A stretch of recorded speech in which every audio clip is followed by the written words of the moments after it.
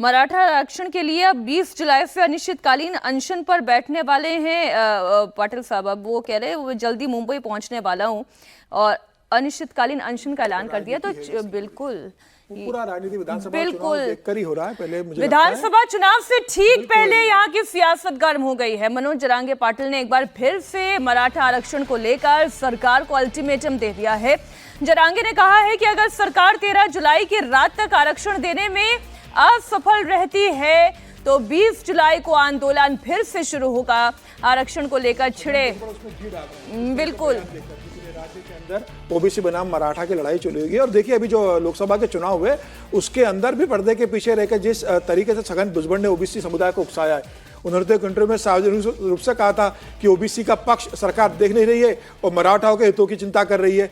उन्होंने ये भी कहा था कि काश अगर कोई ओबीसी मुख्यमंत्री होता तो मराठा ओबीसी का हितों का ध्यान रखा जाता। तो वो सीधे सीधे ये कहना चाह रहे थे कि किसी ओबीसी को आप मुख्यमंत्री बनाइए। आपने एकनाथ शिंदे मराठा को मुख्यमंत्री बना दिया, आपने दूसरे अजित पवार मराठा को उप मुख्यमंत्री बना दिया, आपने किसी ओबीसी को बड़े पद पे दे नहीं रहे। तो मुझे लग रहा है कि छगन भुजबल जैसे लोग जो ओबीसी की राजनीति करते हैं वहां पर वो मराठा बनाम ओबीसी में आग डालने का काम कर रहे हैं। और मनोज छगन भुजबल की बात करें, उन्होंने जो कहा एक बार वो भी सुना लेते हैं दर्शकों को। मैंने उनको सारी बातें बता दी है कि राज्य भर में जो है ये मराठा खिलाफ ओबीसी और पिछड़े जो है ये झगड़ा शुरू है। कई जगह पर जो है एक दूसरे के ऊपर बायकॉट कर रहे हैं। वो कहता है कि इसके होटल में नहीं जाएंगे, वो कहता है कि उसके शादी में नहीं जाएंगे, और कई जगह तो मारामारी जो है झगड़े फसाद हो रहे हैं।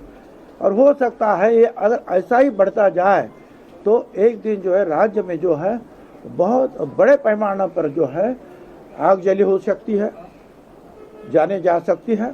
और फिर ऐसे हालत में मैंने उनसे कहा कि आप राज्य के बुजुर्ग, सर्वश्रेष्ठ बुजुर्ग नेता है, ओबीसी को आरक्षण देने में आपने पहल की थी जब आप मुख्यमंत्री थे। अब ये सारे सवाल खड़े हुए हैं तो आपको जो है इसमें अगुवापन लेना चाहिए। और ये कैसे शांत होगा राज्य, ये देखना चाहिए। ना इसमें कोई सियासत है, ना पॉलिटिक्स, नथिंग। राज्य में जो है जो गरीब लोग हैं एक दूसरे के खिलाफ ना जाए, झगड़ा फसाद ना हो, और ये ओबीसी का और मराठा समाज का ये जो शुरू है ये कैसे भी झगड़ा खत्म कैसे हो वो देखना चाहिए।